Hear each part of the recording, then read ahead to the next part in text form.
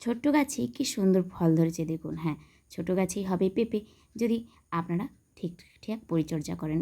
বীজের গাছ কোনো কলম গাছ যে তাও না, বীজের গাছেই কিন্তু ফল হয় এবং সঠিক পরিচর্যা করলে এরকম ছোট গাছই কিন্তু আপনার বাগানটিকে ভরিয়ে দেবে। হ্যাঁ বন্ধুরা, আপনারাও কিন্তু এরকম ছোট গাছে অজস্র অজস্র ফল পেতে পারেন। দেখুন কি সুন্দর ফল ধরে রয়েছে একদম নিচে, মাটির খুব কাছাকাছি।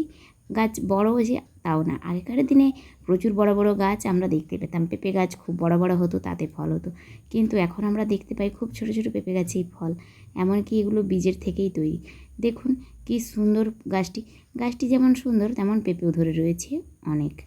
আর এর গোড়ায় আমরা খাবার হিসেবে দিই সবজির খোসা।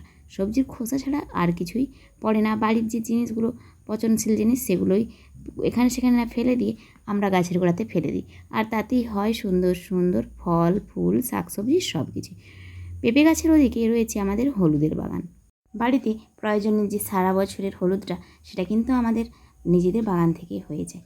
আর গ্রামে থাকার কিন্তু এটাই সুবিধা, আমরা কিন্তু সমস্ত জিনিসগুলো নিজেদের বাগানের জিনিসই খাই। আর হলুদের বাগানের পাশে আপনারা দেখতে পাচ্ছেন কি বড় বড় ওলের গাছ। হ্যাঁ বন্ধুরা, এই যে ভাদ্র মাস পড়বে এখন থেকে আমাদের বাড়িতে প্রায় টাইম এই ওলগুলো খোলা হবে এবং নিজেদের বাড়িরই ওল খাওয়া হবে। কিনে আমরা কিন্তু খুব কম খাই যখন অসময়ে তখন আমরা কিনে খাই, কিন্তু যখন সময় তখন তো গ্রাম বাংলার বেশিরভাগ মানুষেরই বাড়িতে কিন্তু লাগানো থাকে এই গাছগুলো। তো দেখেছেন পেঁপে গাছটা এরকম ছোট গাছে ফল হতে দেখলে সত্যিই মনটা আনন্দে ভরে যায়। দেখুন কি সুন্দর, মানে আমার মাথার থেকেও নিচে পেঁপে হয়েছে। গ্রামের বুকে প্রায় সবার বাড়িতেই এরকম দু একটি পেঁপে গাছ থাকে, তবে এখন ছাদ বাগানেও সবাই পেঁপে করছে। তো যেখানে খুশি থাকুক, এরকম আমরা ফল পেলেই ভালো।